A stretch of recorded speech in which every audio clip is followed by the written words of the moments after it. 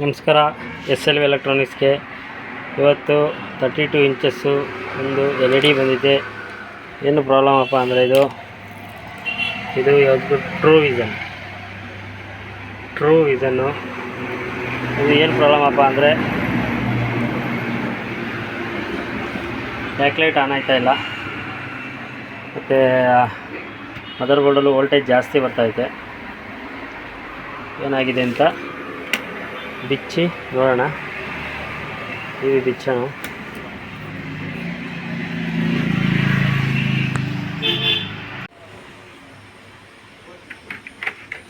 ಈ ಥರ ಹಾಕಿದ್ದಾರೆ ಯಾರೋ ಆಲ್ರೆಡಿ ಬ್ಯಾಕ್ಲೈಟ್ ಹಾಕಿದ್ದಾರೆ.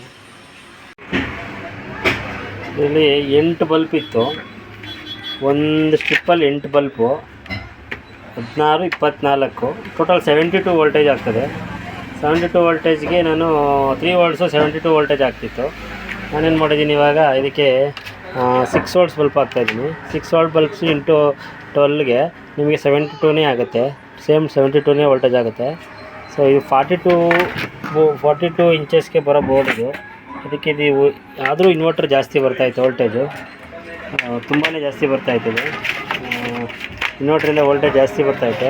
ಆಮೇಲೆ ನಾನು ಇದಕ್ಕೆ ಏನು ಮಾಡ್ತೀನಿ ಅಂದರೆ ಒಂದು ಇನ್ವರ್ಟರ್ ಬೋರ್ಡ್ ಹಾಕ್ಬಿಡ್ತೀನಿ. ಸ್ಮಾಲ್ ಒಂದು ಇನ್ವರ್ಟರ್ ಬೋರ್ಡ್ ಹಾಕ್ಬಿಟ್ಟು ಹಾಕ್ಬಿಡೋಣ. ಆವಾಗ ಬ್ಯಾಕ್ಲೈಟ್ ಪ್ರಾಬ್ಲಮ್ ಬರೋಲ್ಲ, ಬ್ಯಾಕ್ಲೈಟ್ ನಿಂತ್ಕೊಳ್ಳುತ್ತೆ.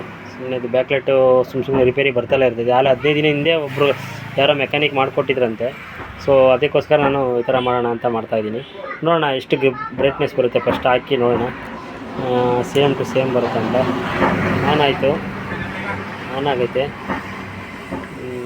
ರೆಡ್ ಲೈಟು, ರಿಮೋಟ್ ಕೊಟ್ಟಿಲ್ಲ ಕಸ್ಟಮರು. ಫ್ಯಾನಲ್ಲೂ ಸೌಂಡ್ ಐತೆ, ಕೀಪ್ಯಾಡ್ ಬೇರೆ ಹೋಗಿದೆ. ಇದನ್ನು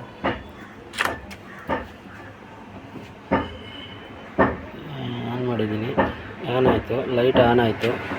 ನೋಡೋಣ, ಒಂದು 10 ನಿಮಿಷ ಬಿಟ್ಟು ನೋಡೋಣ. ಈ ಸ್ಟ್ರಿಪ್ ಏನಾರು ಹೀಟ್ ಆಗಿಲ್ಲ ಅಂತಂದರೆ ಹಾಗೆ ಫಿಟ್ ಮಾಡೋಣ. ಹೀಟ್ ಆಗುತ್ತೆ ಅಂದರೆ ಅಲ್ಲಿ ಹಿಂದೆಗಡೆ ಒಂದು ಇನ್ವರ್ಟರ್ ಬೋರ್ಡು ನಾವು ಫಿಟ್ಟಿಂಗ್ ಮಾಡಿಬಿಡೋಣ. ಆವಾಗ ಪಕ್ಕ ಇದು ಓಕೆ ಆಗುತ್ತೆ. ಈ ಥರ ಒಂದು ಶಾರ್ಟ್ ಕಟ್ ಇದು ಯಾರೂ ಆಗಲಿ ಮನೆಗಳಲ್ಲಿ ಯಾರೂ ಮಾಡಬಾರ್ದು ಸ್ನೇಹಿತರೆ. ಇದೇನಿದ್ರೆ ಮೆಕ್ಯಾನಿಕ್ಗಳಿಗೆ ಮಾತ್ರ ನಾನು ಹೇಳ್ತಾ ಇರೋದು. ಈ ಥರ ನಾನು ಮಾಡಿಕೊಟ್ಟಿದ್ದೀನಿ ಮುಂಚೆ ಎಲ್ಲ, ಸಕ್ಸಸ್ ಆಗಿದೆ. ಮತ್ತು ಅದಕ್ಕೋಸ್ಕರ ನಾನು ಹೇಳ್ತಾ ಇರೋದು. ಮತ್ತು ನೋಡೋಣ, ಇದು ಹೀಟ್ ಆಗುತ್ತಾ, ಒಂದು 10 ನಿಮಿಷ ನೋಡ್ಕೊಂಡು ಆಮೇಲೆ ಮಾಡೋಣ.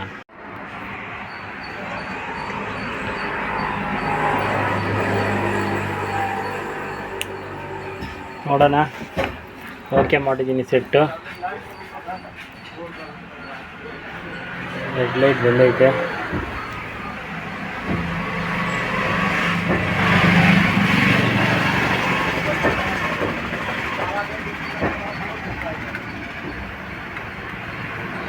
ಗ್ರೀನ್ ಆಯಿತು.